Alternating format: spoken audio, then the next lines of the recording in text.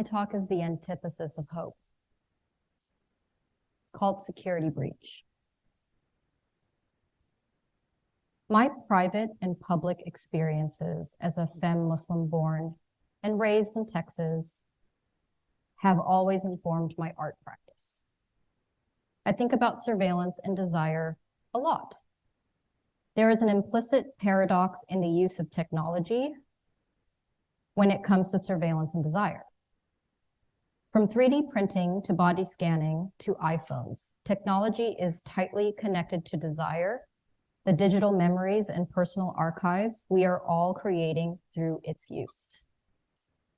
Athletes, such as Mike Tyson, archive their bodies by using technologies such as 3D printing. People all over the world turn their cameras on themselves and take selfies, applying face tuner filters and facial recognition. Yet the same technology is used to also destroy whole villages and kill people with unknown faces. And all that from the seat of one's couch. My personal and political experiences of othering, xenophobia, and surveillance underpinning social expectations of assimilation into dominant US culture, these compounded experiences play out visually in what I do and become a vehicle of reckoning, a platform for calling out the heightened nationalist violence in the United States, India, and my solidarity with exploited women and people of color all over the world. My own body, life, and art have become an archive referencing personal and political conflicts that encompass my background and my everyday life. My body becomes a mirror reflecting our own social climate.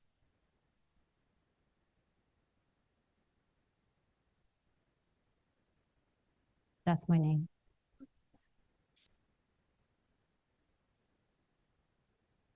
In my ongoing series, I have arrived with a high level of psychic distress. I built a 12-foot tall, transparent body scanning platform, photographing my body in a variety of twisted positions from below. The photograph was then installed with a few acrylic panels of different colors that correspond to the chakra energy centers and ancient healing technologies and techniques that affect our perception. Each color is associated with therapeutic benefits. The light and shadow, revelation, concealment, all operate as metaphors and tools for self-protection in a social landscape of surveillance and othering. Gold jewelry,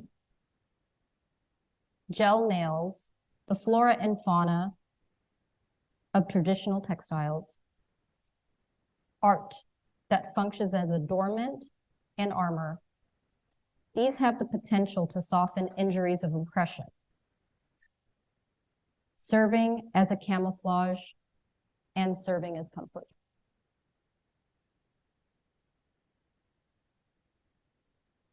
In privacy control, I reference a brand of two-way mirrors.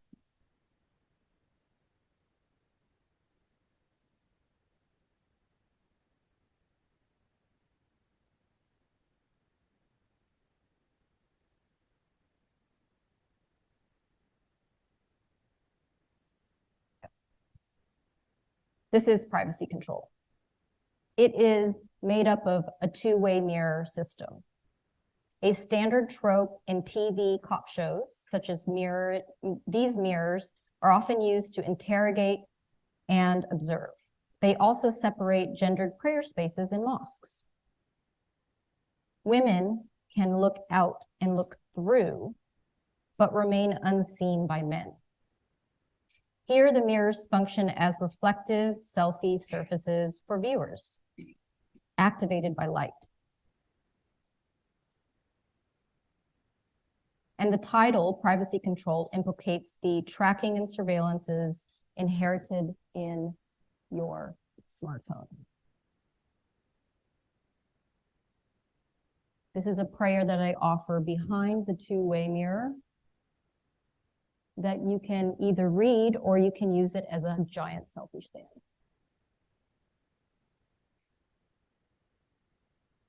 Both of these works are examples that visualize the anguish arising from surveillance oppression and generational trauma.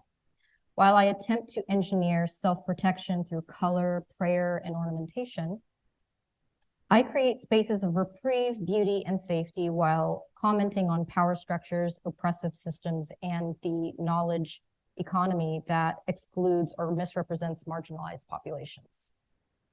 How do we ever feel safe in our own empowerment? How do we feel safe in built sanctuaries that we build for ourselves?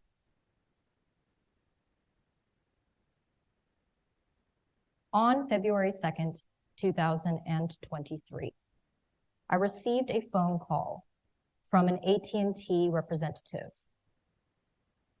at a store located in Boston.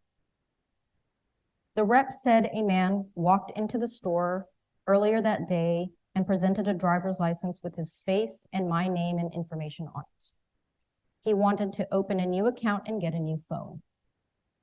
The rep told him that in order to do that, he needed my full social security number, which he provided, a valid ID, which he provided, full mailing address and full name, which he also provided.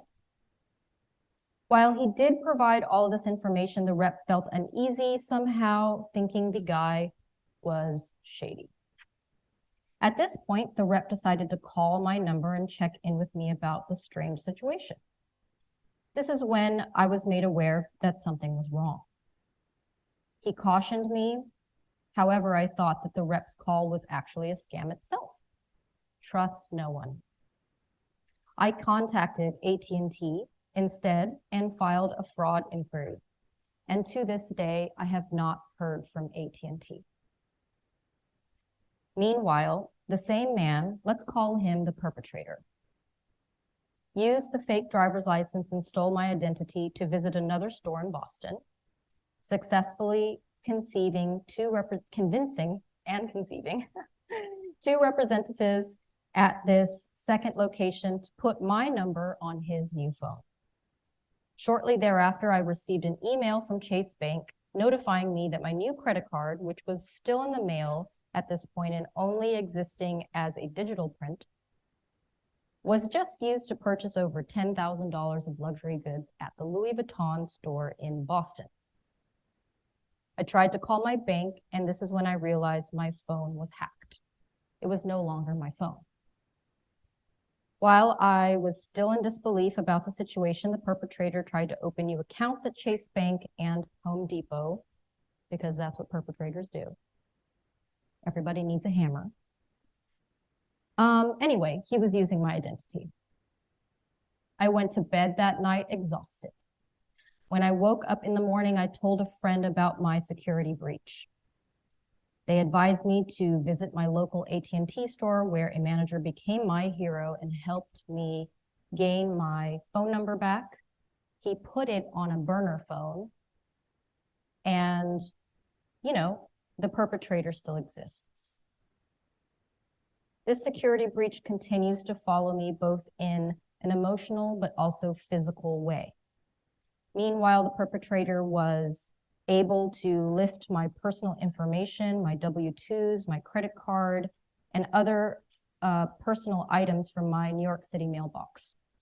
I felt violated and my safety was greatly compromised in my neighborhood and home that I have lived in for over 10 years. I was on the edge for months and felt paranoid about being scammed again, surveilled by a ring of criminals. When I finally went to file my report with the police, my last resort in seeking protection from this system, I realized once again that the system was supposed to protect me, but it was actually already against me.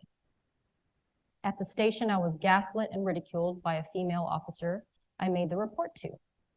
When I began to record the report, almost in a form of self-defense, the officer became aggressive and immediately asked me to leave, but not before deleting the video and recording in front of her.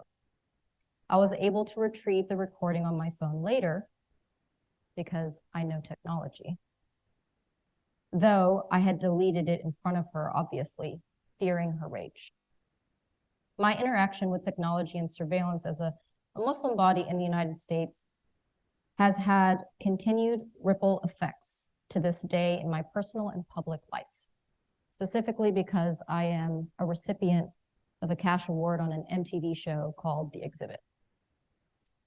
The duality inherent in new technologies, the positives, the shadows, the aspects of innovation should continue to occupy spaces in our private reflections and our public investigations of system and power, and I do believe in hope as well. We should continue to unpack, however, as civilians, as citizens, the collective and individual bodies, and how we reflect and mirror back these systems of power and control. I do believe that our imminent future is about embracing both the positive, but also the shadow aspects of technology. And ultimately to understand our role in enabling our fight against systems of oppression and power. Are we accomplices or adversaries? Are we enabling or denying? Is desire actually surveillance? Is surveillance actually desire? I feel great and grateful for everything I have achieved so far, and I can't help to think I can't even enjoy the fruits of my labor, as I'm constantly watching my back. In a world in which desire drives our moves, our choices, our ethics, our interpersonal transactions, our relationships, how do we make sense of this acceleration? In technology, all over the world, how do we ground ourselves in the essentials of humanity?